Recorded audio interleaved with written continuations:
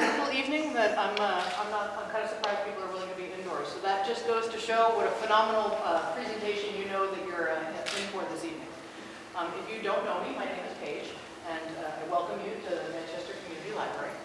I am very excited this evening to have Hugh and Jeanne present on their 50 years up at the Stratton Fire Tower. We've been talking about this, well, I have been talking to them about this for probably about 2-3 months. They've been talking about this for probably about 50 years. I'm overwhelmed just by the number of stories and the incredible photographs, including John and Yoko. I very much look forward to listening to the presentation in full. Hugh and Jeanne have asked if anybody feels inclined to give a donation, that their donation goes to the Green Mountain Club. And there is a jar just outside over there. They've also brought stickers for the Green Mountain Club and the Long Trail if anybody's interested in that. Take a sticker, they're always good for it. Well, I mean, I guess notebooks, probably most of us don't carry them. I'll bring that one back to my teenagers. In addition, we are continuing a relationship with the Green Mountain Club because Lauren Courier is going to be coming through on April 11th in order to talk about maintaining the Long Trail. And that should also be a very interesting presentation about what goes into actually maintaining the trail. And in addition to that, this summer I've been working with Lauren in order to be able to create kind of like a volunteer service. So if you have family members that might be interested, we'll have like a volunteer day to be able to go out onto the Long Trail and assist the Green Mountain Club with that obviously very important bit of business. But with that, I'm going to seal my lips so that I can turn off the lights and you can enjoy the incredible photography and the wonderful stories that Hugh and Jeanne are going to present for us this evening. So thank you very much for coming and enjoy the show.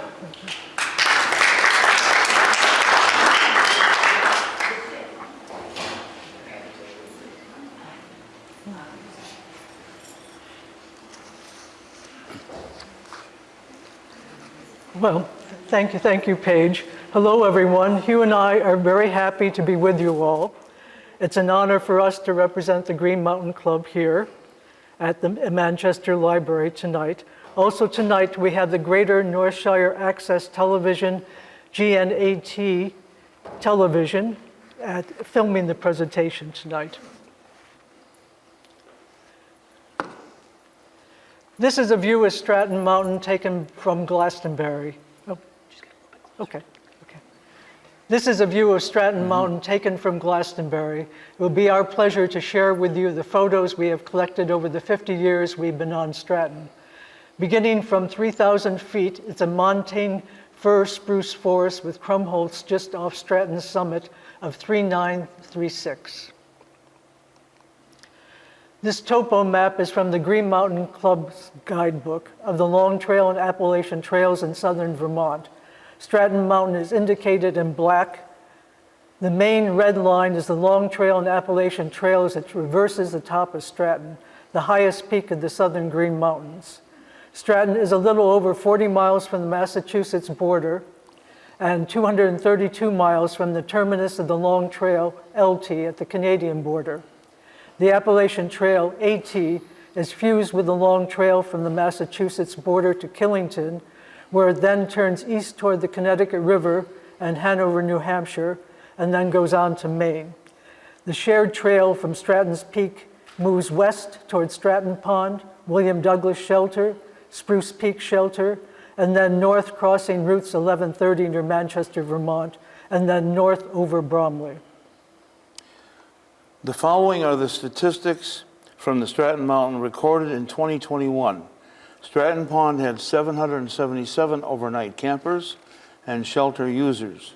Total visitor count at the tower for the season was 7,658. Trail use in 2021 had increased by 30% according to caretaker accounts. The larger number of hikers have flocked to the Long Trail as a safe and fun way to recreate during the pandemic. And the statistics have increased considerably at this point, 2024. There was a statement in an early guidebook, not the Long Trail Guide, of course, that could have easily been interpreted as saying, go up to Stratton and visit Hugh and Jeanne, who have been caretakers at the fire tower since 1914. Okay. Well, we have the photos to prove it, at least in spirit, that is. In 1968, we came from Buffalo, New York to Vermont to be lookouts at the Stratton Tower. We were young and looking for an adventure. A writer and poet we met, Francis O'Malley, mentioned that he watched for forest fires from Okemo Mountain for 6 months each year. He asked if we wanted a place where you could really get away and wrote a telephone number on Hugh's hand. He told them to call if being a fire lookout was something we'd be into. It was the late 60s, so we can imagine a Warhol tower or a psychedelic one. In reality, it was a very different place, one that might have been 50 or more years previous. Here's Hugh reading from an article he wrote for the Long Trail News in 1978, Life at the Top. It would be very difficult to find a typical day on Stratton Mountain because there seems to be as much change in one day as there is in the seasons. But I will try to give you a feeling for the essential flow of events. In late May 1968, our new supervisor-to-be, Junior Harwood of the Vermont Department of Forests and Parks, had tried without success to dissuade Jeanne and I from coming. He said that most people could not do without the conveniences and would eventually dislike the isolation and loneliness of life at the lookout tower. We all hiked to the tower that would be our home for the ensuing seasons, a 55 steel tower and a very small cabin located on a rock-studded clearing in the forest. Inside the cabin, there were 2 bunks, a table, a couple of chairs, a wood stove, a gas lantern, and an old Bible. The walls and ceiling were lined with tools, a scythe for mowing the trail, axes, and a crosscut saw for cutting wood. We were to obtain our water supply from a spring 1/5 of a mile down the trail. Our bathing water consisted in that collected from a rain barrel rigged to a trough fastened to the roof. Isolated and removed from the world as we knew it, that was fine. It began to hail that first day while on the tower looking over the territory. Hail was followed by a May snowstorm later that day. Junior quickly explained our other duties, one of which was to maintain the 3 miles of trail south of us to keep the telephone in working order so that we could contact town fire wardens to report smoke. "Take care," is all he said, and he went his way over the snow. The silence was deafening. That day of May 21st, 1968, it continued snowing, accumulating over a foot. Our real initiation, however, into tower life came later that night.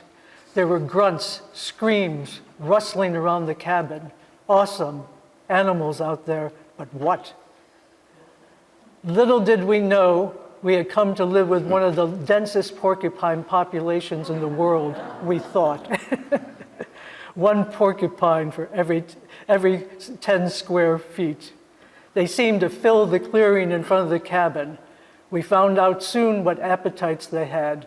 We lost gloves, sneakers that were left outside, axes and plywood was candy to them. They even ate the tires and fuel lines of our Volkswagen that was parked at the bottom of the trail. A very sweet animal when you got to know them, but their need for salt made them the bane of the trail shelters. Glastonbury Camp, for example, had outer walls of metal to keep them out. And this is what the cabin looked like in 1968.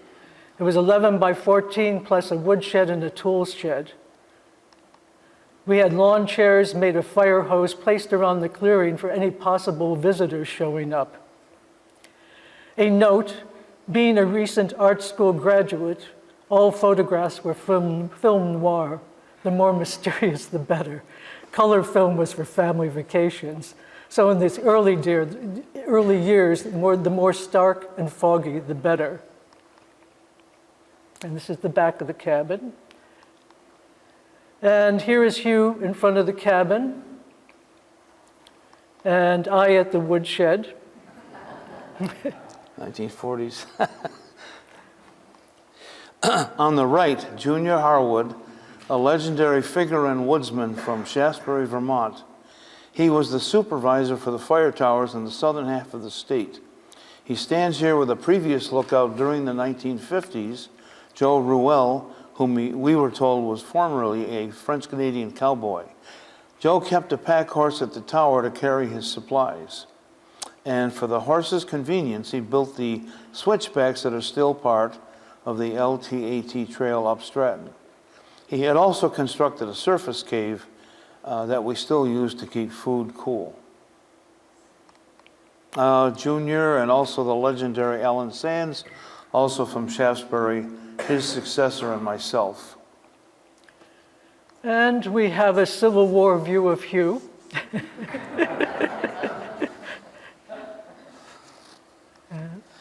This is a typical early April opening of the fire tower. Note the height of the snow. Some years it was over the door. First we would dig out the door and then dig the patch to the tower. Some springs we would be on snowshoes for a month until the snow went. In those years, we brought our companion cats with us, and oh, how they hated that long walk up the mountain on snow. Our main tool for trail work was a scythe with which we had to keep the telephone lines clear. That means that the trail had to be mowed 5 feet on either side in places. Our other companions were the snowshoe hares, which, as you know, magically changes color with the seasons. And here's an atmospheric view of the clearing in those days. This is the trail in April. It was then known as the Ross Trail. It was a side trail, blue blaze, 3.2 miles up from the Stratton-Arlington Road. The Green Mountain Club maintained the then Webster shelter at the bottom of the trail. The main LTAT at that time crossed further west on the Stratton-Arlington Road and continued into Stratton Pond. From there, it went west through Bourne Pond and on to Prospect Rock overlooking Manchester. Supplies? Well, we hiked up lots of supplies each week. Well into the 1970s, our food was mainly heavy canned goods. Remember Spam, canned ham, SpaghettiOs? Now they even have low-fat Spam. We added flour for making bread or biscuits and always carried coffee and tea. Without electricity, we could keep our perishable foods like meat, cheese, butter, and eggs only for a limited time.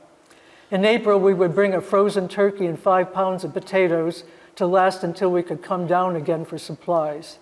The loads were heavy, and eventually we started a garden to get some greens into our rather Spartan diet. Early 1970s, an environmental note. We learned early that we could not boil snow for potable water in those years. And when the wind came from the east, we experienced a red band of pollution above the horizon. At those times, we could smell exhaust in the air from the Boston area. In the early years, we knew very little about the Green Mountain Club. No internet, of course. We had to corner the few hikers who showed up to find out about the trail. We didn't quite believe the first hiker coming from the Massachusetts border who said he was through hiking the long trail. Anyone saying they were coming from Georgia, a little suspicious. All this piqued our interest, so we went to Rutland to sign up for membership in the club. The club headquarters was in one of the very lawyerly buildings downtown. Minerva Hinchy, a very serious woman, was at the desk. A shelter is named after her also. To us, it seemed a very serious legal document and oath that we were signing. Very excited on joining the club, we went back to the tower and attached a peanut butter jar with a book inside to a tree for hikers to sign in. Our day-to-day activities depended on the weather and fire index, a rating of fire hazard which changed according to the amount of rainfall, temperature, and other variables. When a high fire index, we took turns staying up in the tower from sunrise to sunset. On other days, if any visitors appeared, we took time out to talk to them. The conversations ranged through all imaginable topics and beyond, as you can imagine. Because they were hiking, there was always common ground.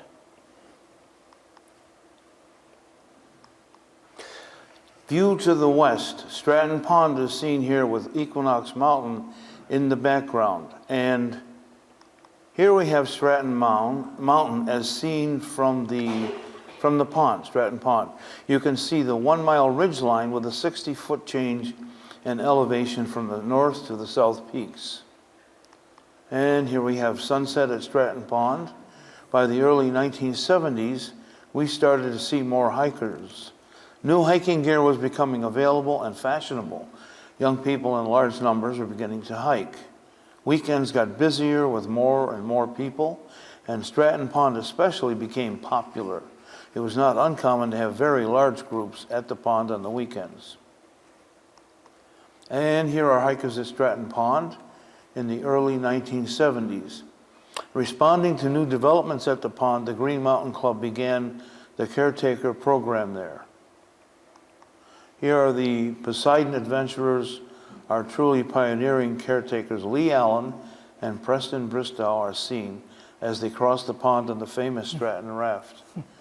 Lee loaned us these pond photos for his presentation. Lee and Preston were at the pond during 1973 and 1974. The Bigelow shelter here was on the eastern side of the pond, and Vondel shelter nearby. Here we have the Stratton View shelter, where you had a good view of the mountain. And this shows the caretaker fees at work building things. The note on the tree said that. Yep. Thanks to Hubert Schriebel, who's here with us tonight, we have photos of Amo Heinrich at the Willis Ross Camp at Stratton Pond. He was the founder and director of the Stratton Ski School for many years. Hailing from Austria, he was an internationally known alpine skier and outdoor explorer. Here's a photo of him at the legendary Willis Ross Camp. Notice the decor. The Willis Ross Camp burned down in 1972, and the camp site is where the pond taker's tent is placed. Here's a winter scene of the tower from Hubert's collection. You can see Mount Snow in the background. There were 6 fire towers in service in those days, the early 70s. Besides Stratton, the other towers were Olga, Okemo, Killington, Spruce, Elmore, and Burke Mountain in the Northeast Kingdom. Yes, this is Yoko and John, right? So, Jeanne and I in the tower in 1973. As lookouts, we could read the landscape and sky all day long inside the tower cab.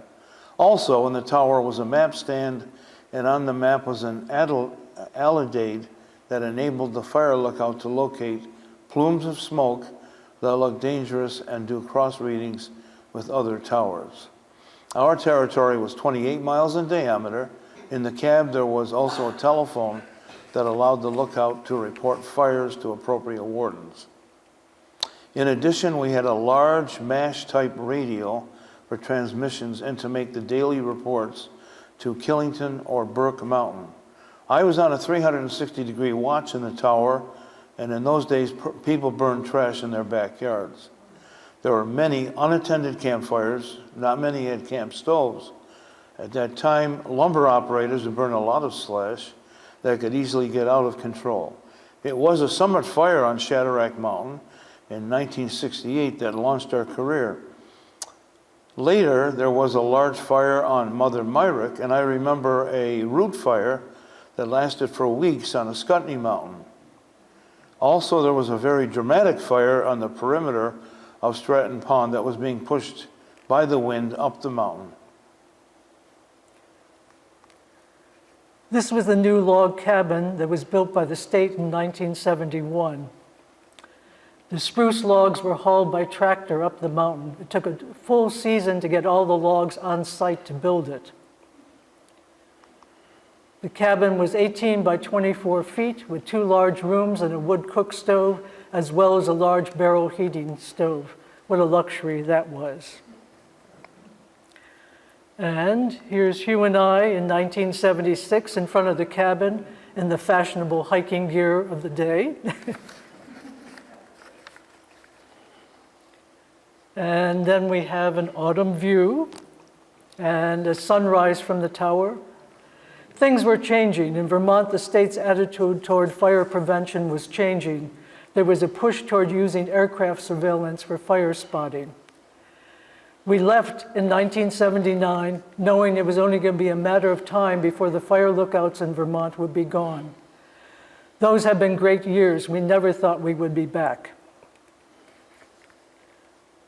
And time to take a detour backwards to show you photos from the early 1900s up to the late 1940s. There was a confluence of events coming together in those early years. No trail existed to connect the summits of Vermont. Benton Mackay, visionary and founder of the Appalachian Trail, made his historic hike over the Green Mountains in 1900. This is what he wrote in his journal, quote, "We walked up through the trailless woods to the top of Stratton Mountain and climbed trees in order to see the view. It was a clear day with a brisk breeze blowing. North and south sharp peaks etched the horizon. I felt as if atop the world with, quote, a planetary feeling. I seemed to perceive peaks far southward, hidden by old Earth's curvature. Would a footpath someday reach them from where I then perched?" This memory triggered his Appalachian Trail Building Initiative in 1921. Then we have James Taylor, founder of the Green Mountain Club, who told the story of conceiving the long trail one rainy July day in 1909 as he sat in his open tent staring at nearby, quote, misty Stratton, a mountain practically unreachable because of a lack of trails. He gathered together a group of Vermont community leaders a year later to form the Green Mountain Club, their mission being to build a single trail linking the highest peaks of the Green Mountains. At that period of time, there was also a growing local interest in trail building. Clubs such as the Stratton Mountain Club were forming. The history of the fire towers in Vermont go back to the early 1900s, where large areas of forest were logged extensively. A series of droughts and forest fires in just a few years led to the establishment of Vermont's Forest Fire Protection Program, which provided funds for each town to purchase tools and firefighting equipment. By 1908, because of the continuing fires, the Vermont Forest Service was formed. The Federal Weeks Act of 1911 created funds for the states for programs to deal with fire prevention. The building of fire towers was begun. The fire lookouts kept an eye on the forest, with each tower having overlapping coverage across the mountains.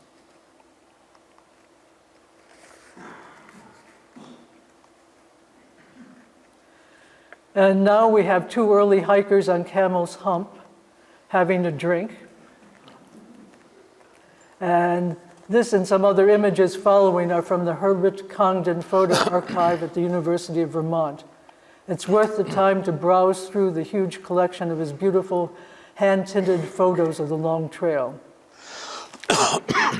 To our knowledge, Camel's Hump was the first functioning fire lookout in the state. It consisted of a metal disc that was installed on a summit rock. Log towers were also used intermittently as fire watch. And this was from Pico Peak.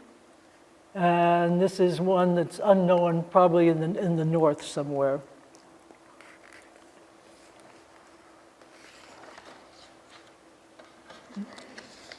Some other Congdon photos of the Stratton area.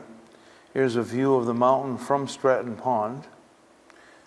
And we have Buck Job, known as a lumber camp on Upper Downer Glen, dated 1921. It's located just past Stratton Pond in what is now the Liebrook Wilderness area. And here's an early view from Prospect Rock overlooking the Manchester Valley, well-known place on the trail. Excuse me. Historically, the Stratton Mountain Club was formed in West Wardsboro. They loved their mountain. As the invitations to their events illustrate, they had their socials, they wrote odes to the mountain, and they hiked These photos are from the collection of Siobhan Eddy Young and her husband Kent Young, who found them and the following photos in the attic of Siobhan's aunt's house in Stratton.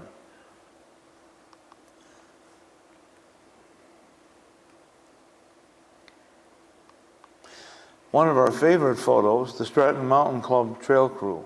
It was this group that cut a trail up Stratton Mountain from the east circa 1913-14.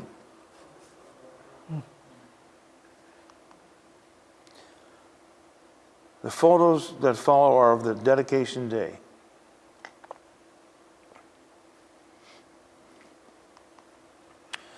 These photos are of the building and dedication ceremony for the first fire tower on Stratton, June 25th, 1914. The logs provided the scaffolding for the metal structure. There were at least 200 people that hiked the mountain to take part in the ceremony. The tower was given eventually as a gift to the state and hiking public by the Stratton Mountain Club for observation and fire spotting.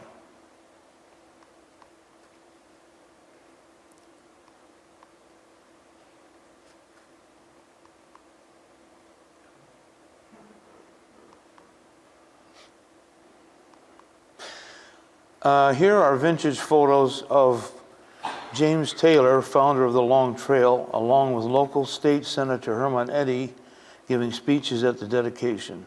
There's a great one of James Taylor on the left and Herman Eddy on the right.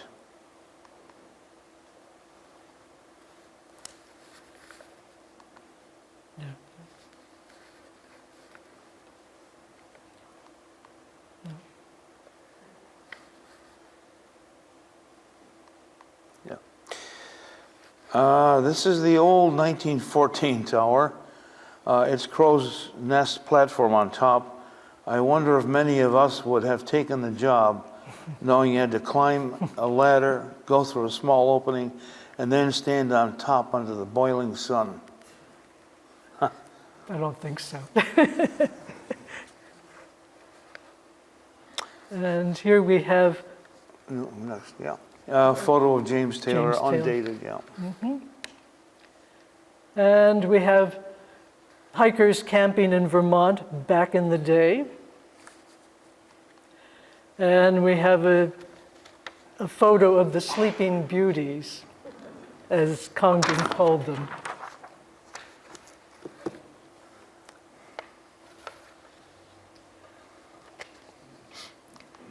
In the early years on Stratton during forest fire season, the fire lookout stayed in a log cabin about 3/4 of a mile from the top on the eastern side of the mountain.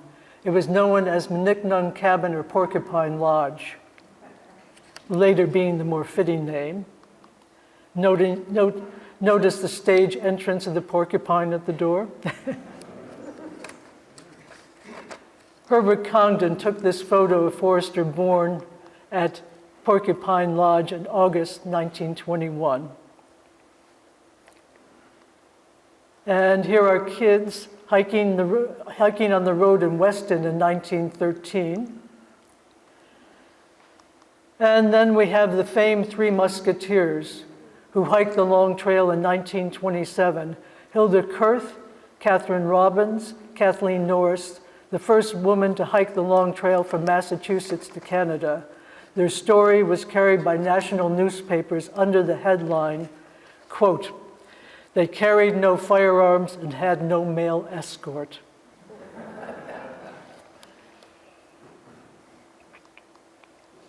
The 1914 tower and the new CC tower are shown here standing together.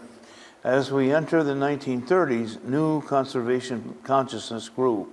During the Great Depression, the Civilian Conservation Corps, known as the CCCs, was formed. They did an amazing amount of work in Vermont constructing state parks, trails, and fire towers. They built 10 new towers in the state, 7 of steel, 3 of wood. Among them was the second tower on Stratton in 1934, a 55-foot structure of air motor design. And this is a kind of rare shot of the 1914 tower that was damaged by storms and taken down in 1938. This is the present tower and camp as it looked in 1938. It is the first photo we have of the 1929 cabin. It's the still functioning caretaker cabin. It was built by the Timbermen's Association for all of $125. The tower and cabin in 1937. Notice the fireplace. The CCC's promoted recreational use in remote areas.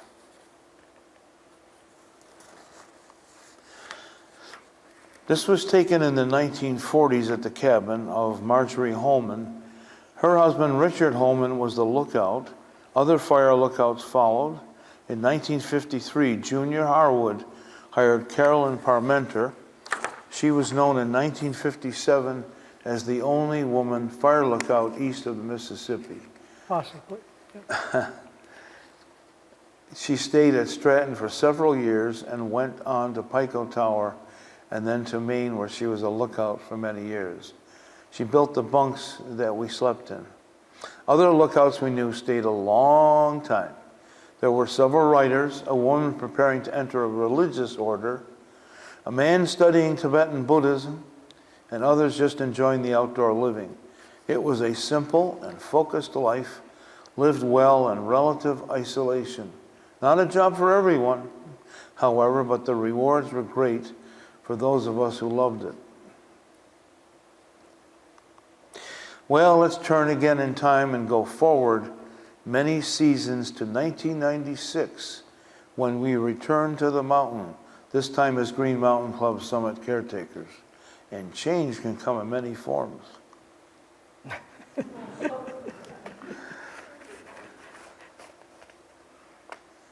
Our levitating tower. Back to reality, sort of. A bronze plaque was installed by the U.S. Forest Service next to the tower. It is a good source of orientation for our visitors. Its highlights state that Stratton Mountain is 3,936 feet in elevation, and that the tower is of aeromotor design, as were so many of the others built by the CCCs. It states that the Nature Conservancy purchased the summit lands from International Paper in 1984 through the efforts of U.S. Senator Patrick Leahy of Vermont, and further that the summit lands were added to the Green Mountain National Forest. In addition, it says that the LTAT was relocated through the cooperative efforts of the GMC and the Forest Service in 1986 to its current route. So now the long and Appalachian trails are finally traversing Stratton Mountain. Our position had changed. No more fire watching, though we were asked occasionally by the Forest Service to check on possible fires. And of course, we couldn't help but look anyway. The Forest Service owns the tower and cabin, and the Green Mountain Clubber hires the caretaker, who is considered the Forest Service volunteer. As caretakers, we maintained the trails, talked with a lot of people, and gave information to hikers, as well as the many visitors that came from the Stratton gondola when it runs on weekends. We were here for whatever was going on, be it information, Band-Aids, or for more serious issues. Today, the tower is always a busy place. And here's the log cabin. The log cabin built by the Vermont Forest Service was taken down in the early 1990s, and the U.S. Forest Service set about renovating the old 1929 cabin. Over the years, the porcupines again had gotten in and chewed up the floor. A new chimney was needed, plus a new paint job and new shutters. These views of the inside of the cabin show how close we were to the trail,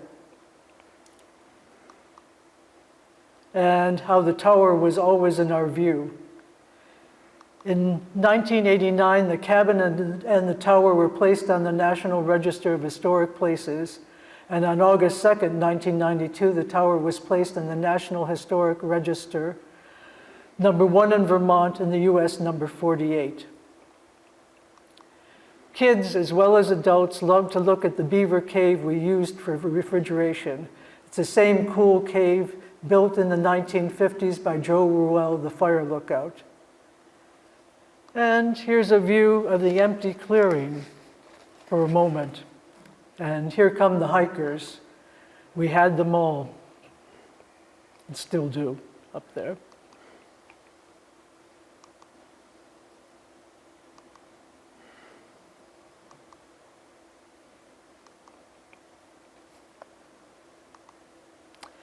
Ultramarathoner Scott Jurek, who broke the 2015 speed record for running the Appalachian Trail, Georgia to Maine in 46 days, 8 hours, and 7 minutes. He was kind enough to share possibly a share of those 7 minutes with us to talk and sign his book. And on the 100th anniversary of the Green Mountain Club in 2017, Mike DeBonis, who was executive director of the Green Mountain Club, stopped while doing a through-hike reenactment of what it was like to hike the trail in 1917. He wore the garb, wool knickers, his own homemade pack basket, carried the appropriate food for the time, and an axe, compass, and matches. He had a great trip and certainly got a lot of attention on walking into camp in the evenings. And we have hikers on the tower. And the tower, it's a wonderful view and a very good place to talk to hikers about trail conditions, environmental issues, and listen to their hiker stories. And we have long trail hikers enjoying a rest on the famous stone bench. This is the same stone bench we made in 1970. You can sit on the bench and eat your lunch and admire the wildflowers on the summit. Monet's garden. There are also a great many views, great views from the north summit of Stratton at the top of the Stratton ski area. Mm-hmm. From there in particular, you can see the distinct ridge lines of the mountains to the west, north, and east. And here's another view from the tower to the east. And it was time for a revamp of the tower in 2013. The Forest Service obtained funding to replace the steps with the ever-enduring black locust wood, add new railings for safety, and to fly in a new roof. Matt and Mike here celebrating their building while waiting for the helicopter to arrive with a new roof. The following shows the airlift, and it had to be a perfectly windless day, and they had only one chance to place the roof on the cab of the tower. The roof was swinging. Everybody had to be 200 feet back.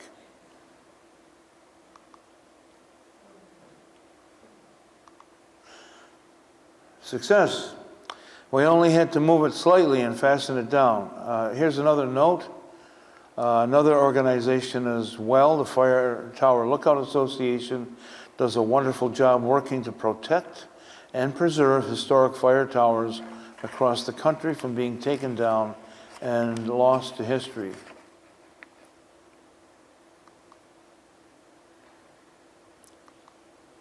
Here's another inspiring shot of the pond, and if not a blaze, then a shoe will do. So.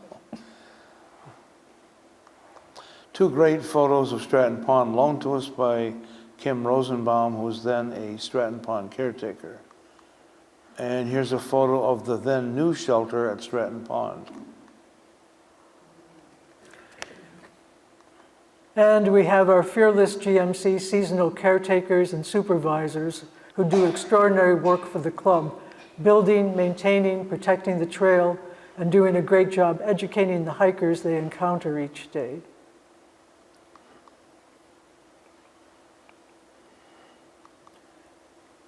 And sometimes it takes extra wings to do the miles.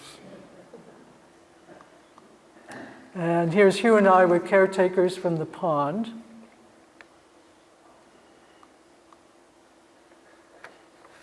And as seasons turn, the number of day visitors increase in the fall. It's a great time for hiking, no bugs, beautiful leaves. Everyone comes out on October weekends. We get many visitors from everywhere. These questions in particular. Often asked questions, what do you got here? Meaning, what's going to trample or eat me soon? We have to tell them the truth. Nothing will bother you, especially if you're traveling in groups of 10. But we can't tell them about the exception.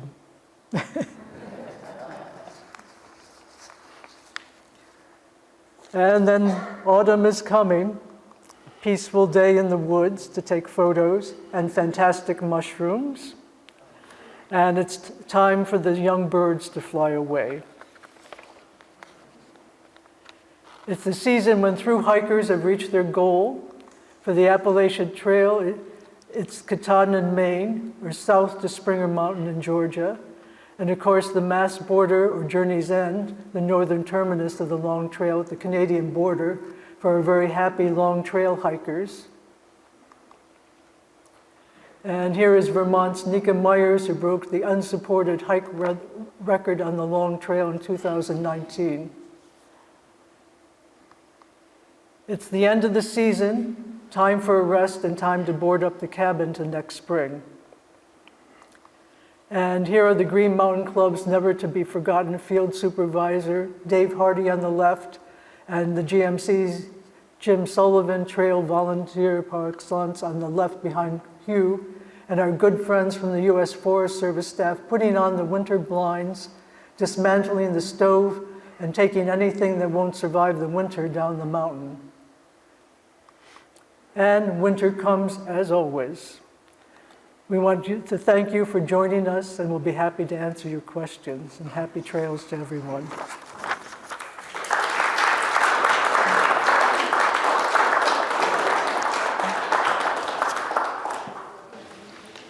Do we have time for questions? Questions, anybody? Like, what's the meaning of life? Yes, sir. It came to my attention some years ago that, always welcome out there, would be even more so welcome if you bring chocolate. That's so true. Yes. Is that true, right? That was Well, true. I'll tell you what, the formula really is, it's okay to be a young grump, but not an old one. Last time I was out there, I forgot to bring this. Thank you very much. Thank you. We'll survive. You don't know how much chocolate we eat. Thank you. Yeah.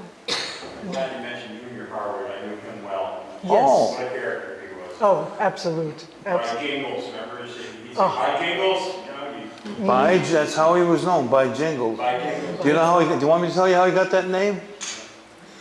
As you know, he was a crack shot in the Marines. Yeah. And he was on one of those nasty islands in Japan, Yeah. And he had a little Bible in his upper pocket, and he got hit by a bullet. But the Bible stopped the bullet. I remember him talking. Now, before that, he swore like a trooper, Yeah. But every time he was going to swear after they said, by Jingles. Yep. we tease him about stuff, and we get all wound up, and he said, by Jingles, I'll tell you. Exactly. He had a lot of stories told about Stratton. Did he ever? Oh, yeah. Yes. He was always the one, there have been missing people in Glastonbury, but the state police would always, and they were formed around that event, the missing woman from Bennington College, and they'd always consult Junior to lead them on the searches. Yep. And he had stories. It took him 3 years to tell us those inner ones, which I can't divulge right now, but he would be the one that could find people, He's a good man. He knew the mountains. Oh, did he ever? Absolutely. Yeah. Wonderful sense of humor. Yeah. Oh, He's the one who caused us to wake up early now.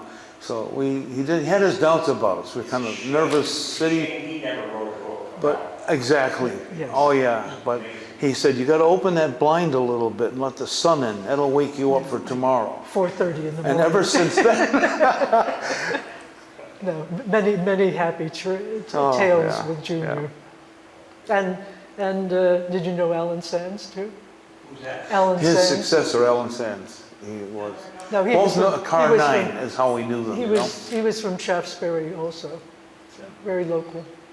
And Junior knew everyone, and someone who was one of the state senators said, well, if I need information, I know who to call, and that was Junior. He was called the Bennington County Mayor sometimes. Yeah, yeah, exactly. Any other questions? Where did you live when you were not on the mountain? Various places. Now we live at the base of the mountain, which is great good fortune. And the mountain is only like 4 minutes away. But we've lived in Brattleboro, and I used to go back to Buffalo because I was a math teacher, physics teacher, and I always had a gig back there, you know. But we found a way I could teach at these ski areas here, science and mathematics, so we stayed here after a while. During the winters? During yeah. the winters, yeah. Can you tell us about the French-Canadian yogi? Yeah, it was Scott Jurek, you know, the guy who ran the trail in 46 days. So he came back with another book called North. And the club said, you better read that book because you and Jeanne are in the book. So, oh, okay, we'll get it right away because if everybody's on the trail reading that book, we've got to know what he's saying about us, right? So we read the book, and he's got me described as a half, trance in yoga in a trance, looking for fires. And I kind of wake up when I see one and send Wonder Woman to put it out, you know. But the thing that really got us was, he said he wished he could have stayed longer and tapped into the wisdom of that old French-Canadian couple. We weren't speaking I French. haven't spoken French since 1620. I mean, so wouldn't you know, the next visitor that showed up had the book North. He said, y'all got some wisdom pass on? He's from Georgia. I said, oui, monsieur, s'il vous plaît, if you have maple syrup, please keep it under lock and key. I said, we'll stay with the script on this one, okay? Yeah. You never know.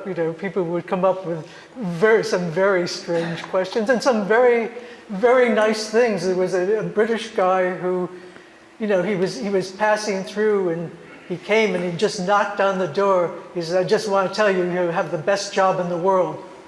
And he was off. Well, those were the questions, I must say. We had a 3-hour talk with people from Vermont Public Radio. And it was almost based on those questions like, doesn't it get lonely up here? What do you do all day?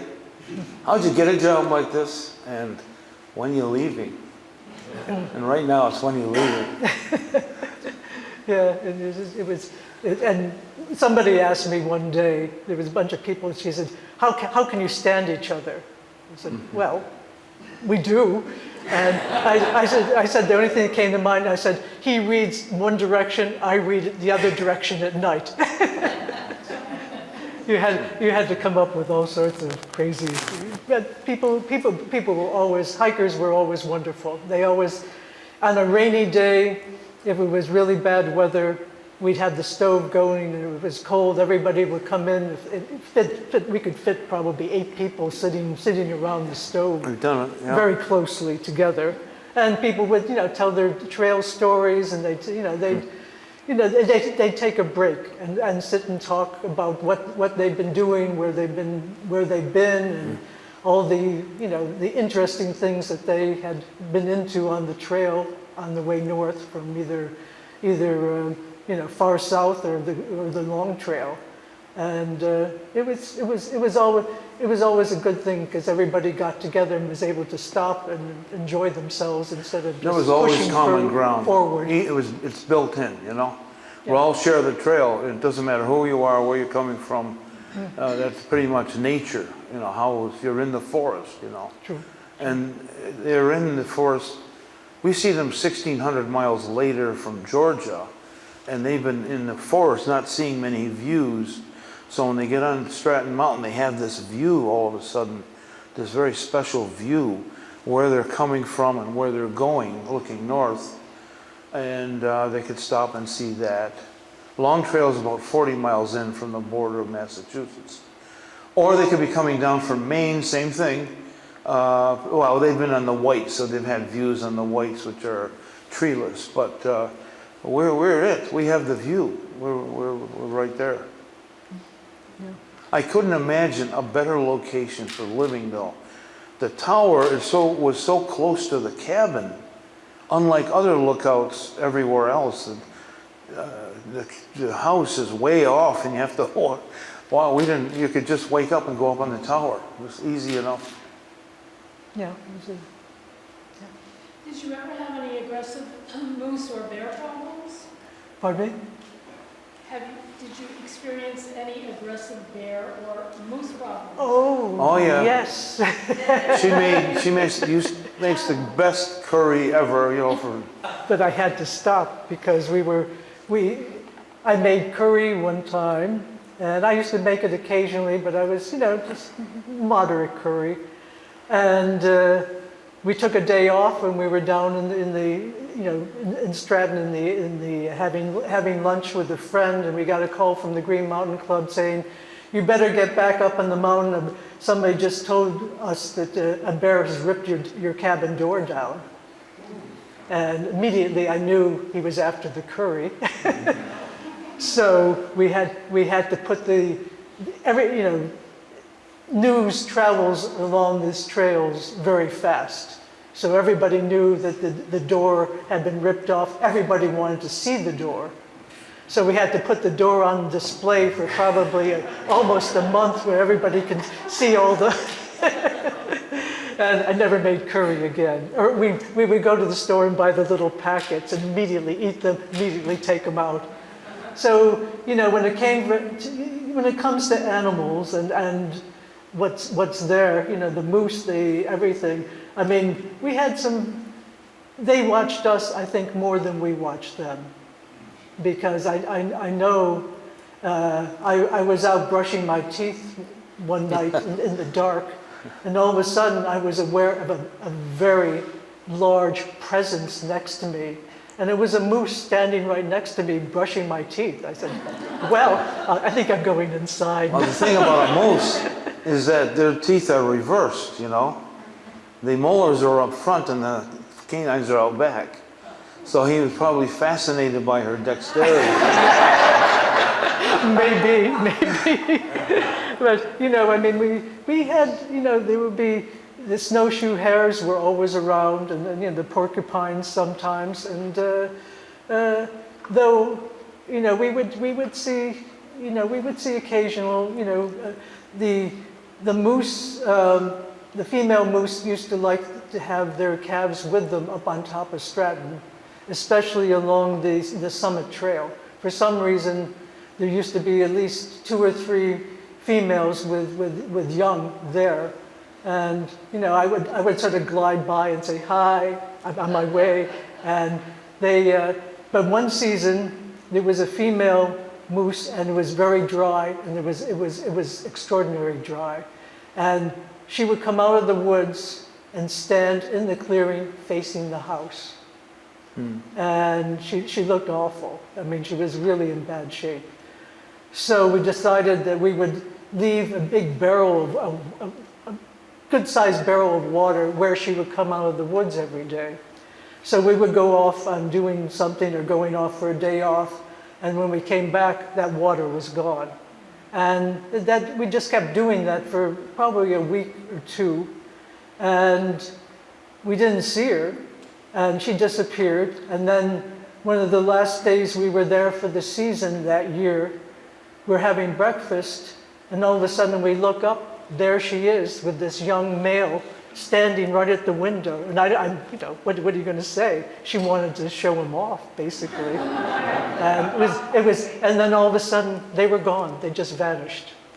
So, What about the story of the coyote who would walk by the cabin? You got to make those sounds for everybody. Okay, I mean, we had a coyote that would basically he was hunting on the trail. He'd go down to the next spring, and he would pass by the cabin about 4 o'clock in the morning, and he'd go, "Ugh," just let us know that he was there. And then about maybe 7 o'clock, by the time we got up, he'd come back through and he'd go, "Yip yip." Had my breakfast. So I mean, we had very interesting encounters with a lot of animals up there. The bears kept their distance. Mostly they were down below. And I mean, it we knew they were there, they knew we were there, and, you know, I mean, no one tried not to be on the trail too early because sometimes the moose would be using the trail. One time we were hiking up the mountain on the ski side, Oh. and Jeanne, you know, when we were younger, I would take the lead, but now she does. And they remind me down at the resort, she's ahead of you. I said, yeah, well, it wasn't always like that. So I was hiking up, Jeanne was hiking up, and there was a hiker between us that was exhibiting this like perfect harmonic motion, like a perfect pendulum. Then it suddenly occurred to me, that's not a human. And so Jeanne got up there by where those snow blankets are, the yellow kind of blankets where they make snow. And normally a very mild, you couldn't get a milder spoken person. She picks up 2 javelins and she's going like that, you know. Sheena the Jungle Queen, what's going on? And so that creature turned back. It was a mountain lion. It was a mountain lion, and he was in our tracks. Except I turned around, I didn't know where you were. So I was what they call had aesthetic arrest. When you know, beauty, and I got to get over that. This is not going to be so beautiful so long. So all I could do was send telepathic messages. Old meat, not interesting. Fresh meat, that Did you have trail names? No. way. Once, only once in our more than 50 years up there, someone said, "You remind me of Ice-T," and I had no idea who that was. Some Welsh folk singer, I guess. I don't know. No, not That's what I learned. really. Yeah, no, I mean, we never did, you know. I mean, everybody else had trail names, you know. But the sequel to that story is the next day, a group of young, you know, members of the GMC were going to put together the plankage, which is closer to the resort side of the mountain. They had to put planks in. And, you know, they're walking carefully on the Summit Ridge Trail, not a care in the world. Halfway across, I had to tell them, guess what? There's a mountain lion over here. You should have seen the change. They went into single file, you know, like in those old movies when the person is leading the group, and they, boom, boom, boom, they put it together in 1 hour and ran to the lodge up there. Yeah. In record time. Their excuse was they hadn't seen TV in a long time, and they could see the game or something. Yeah. Yeah. No, we had very, very interesting encounters with animals, and then we were very lucky at the summer solstice. Oh yeah. The snowshoe hares dance in a circle, and we had a big enough space between the tower and us that we actually saw that one time, which is a very rare. They just run in a circle and they're leaping, and it's you know it's amazing. Any other questions?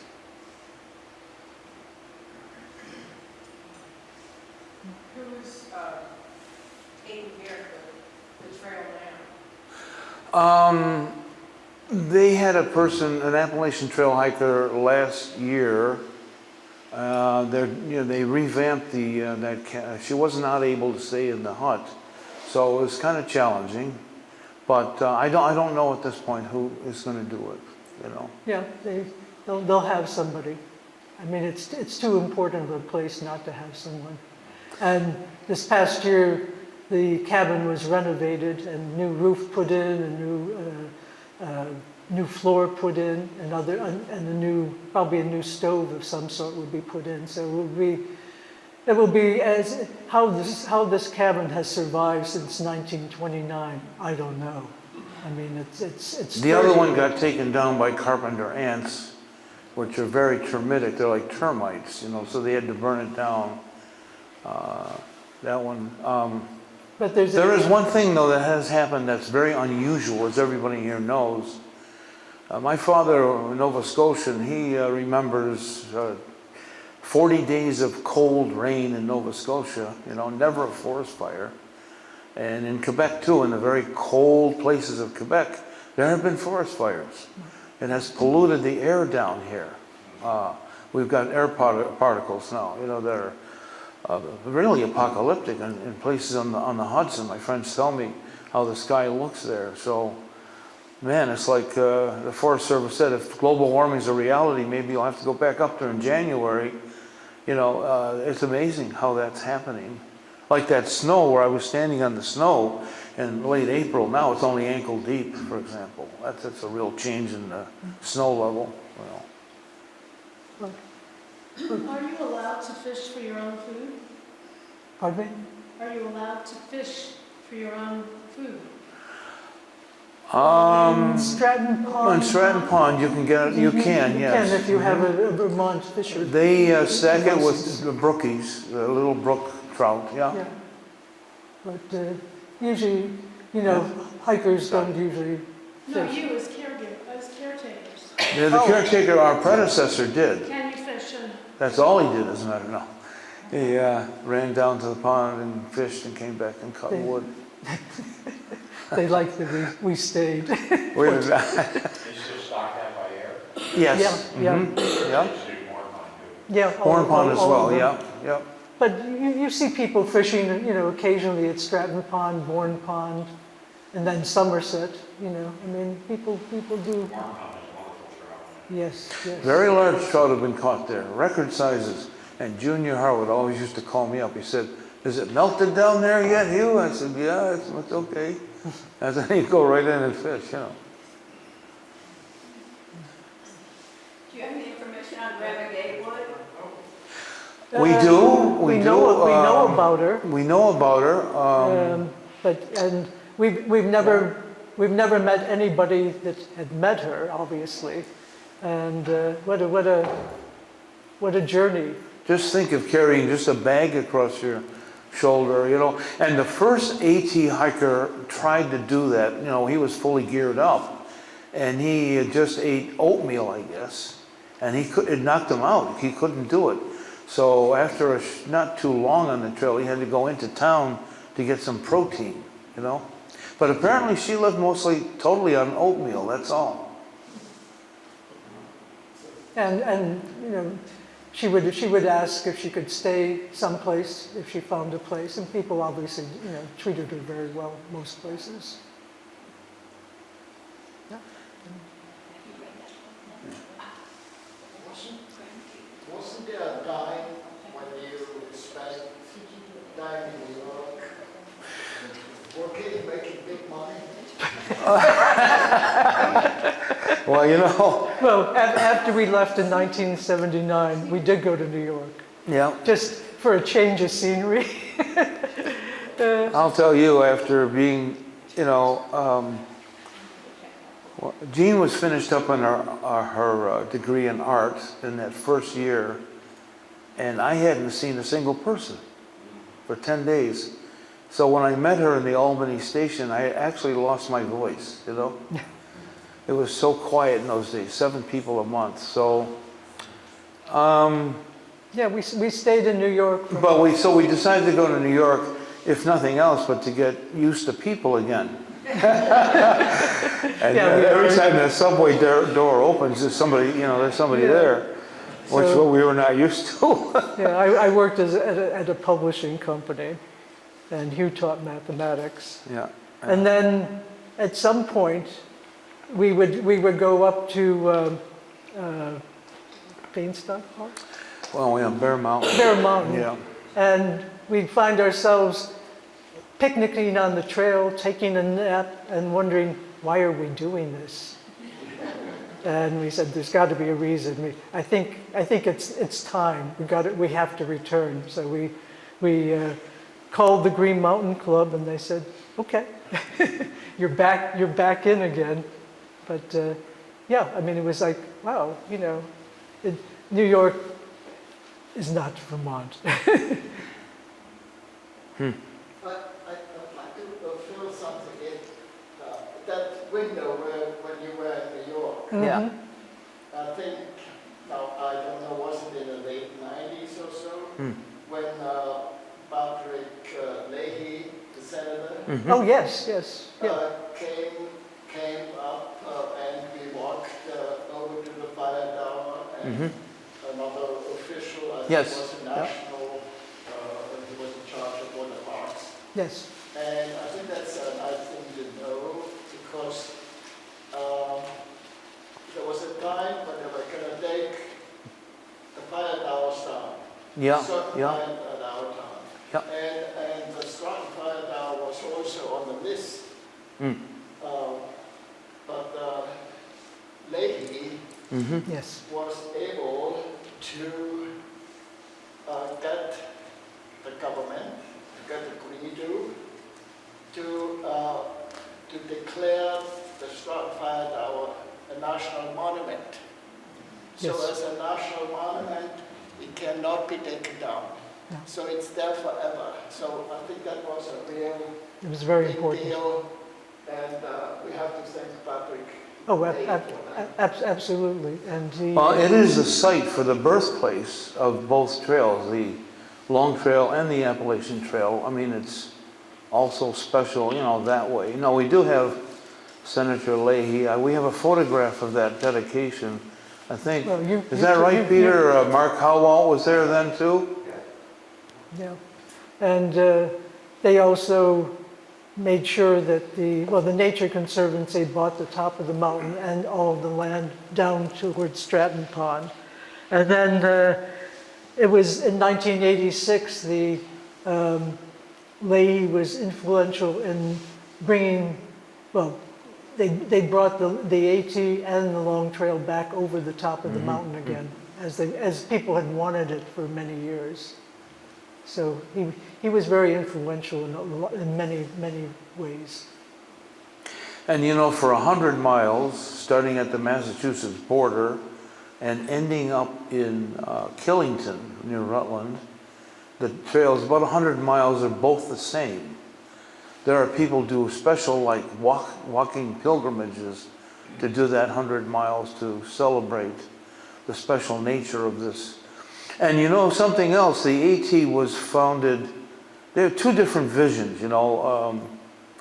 The AT guy, Benton McKay, was a visionary, and he wanted to restore the health of the American public, which was suffering doing mining work and factory work.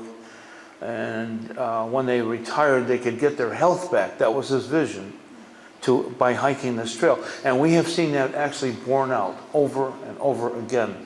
People starting down in Georgia or farther south in Florida, they kick their meds, the blood pressure goes down, everything comes back up. Everything's good. There was one couple of guys there from Florida. The added feature was to have sardines every day. You know, well, okay, well, but that's what happens. The Long Trail guy, James Taylor, that's kind of like, it could be a forced march sort of vision. Well, But he was to James. help the kids get good grades. Yeah, James Taylor was the Headmaster. headmaster of Vermont Academy, and he would march the kids on weekends maybe 20 miles just to, you know, because it was basically a military school. So he got the idea of, well, you know, you have all these mountains linked together from north to south in Vermont. Wouldn't it be nice to have a trail? And he was a real go-getter. He went right up to Burlington and got very influential people who had a lot of money interested in starting the trail. And it started basically from the north coming south. The southern part of the state here, they linked various wood trails and so forth together. And it took a long while to get it up on the crest of the mountains. The Native American name of the mountain, as far as we know in our research, is called Manicnung, and that means where the mountains pile up. So if you're down at Grout Pond and you're looking northwards at the mountains, you can see Little Stratton's like a wave volute ready to spill, and Stratton Mountain is this like swelling wave. It looks just like that perception.